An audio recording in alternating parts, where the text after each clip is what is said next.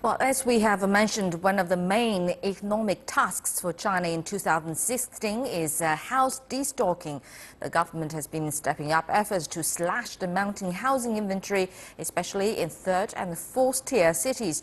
Farmers and migrant workers could be the biggest beneficiaries. Dong Yiling has the story. While home sales in first and second tier cities are recovering nicely, third and fourth tier cities are telling a different story, however. Small cities have high housing stocks due to overbuilding and insufficient demand. The huge inventory in lower-tiered cities is of great importance, as property investment there accounts for 70% of the nationwide total. The land fever in third and fourth tier cities between 2009 and 2010 created enough supply to last for the next 6 or 7 years.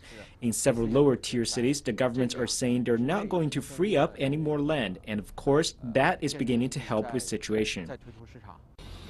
Rapid urbanization has accelerated real estate investment around the country, and the resulting property development has been a foundation for GDP growth for the past decade.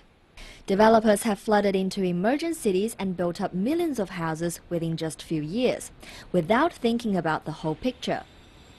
The city of Ordos in the Inner Mongolia Autonomous Region and surrounded by nothing but grasslands is an example of a so-called ghost city. Industrial underdevelopment and lack of population has left a high inventory of unsold homes.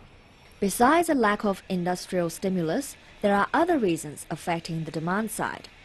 The insufficient demand for lower-tier cities results from unbalanced fiscal income, and so there exists a lack of medical services, education, and public services. Destocking would be one suggestion, but on the other hand, it is a process of improving social education and medical service. The northern province of Shanxi has just eased rules on home purchasing, becoming the fourth province to undo previous curbs on home sales. So far this year, the government has already pushed forward favorable policies to encourage citizens to buy properties in lower-tiered cities, such as cutting down payments for second home buyers from 60% to 30% and giving out property subsidies to farmers. The hope is that more rural workers and farmers will settle down in the cities. However, these favorable policies do not seem to be having much effect yet.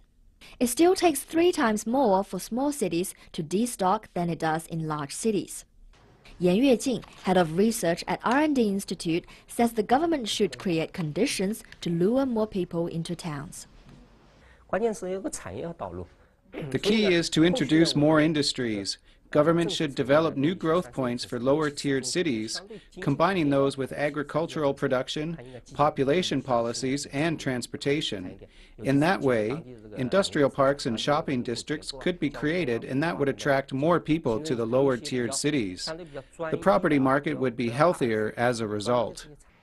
Yan also calls for regional governments to be on top of a complex urban planning, in particular limiting the land for residential building and reclaiming unused homes for further use. No one pretends, however, that problem of China's stockpile of empty homes can be solved overnight. Dong Yiling, ICS for CCTV, Shanghai.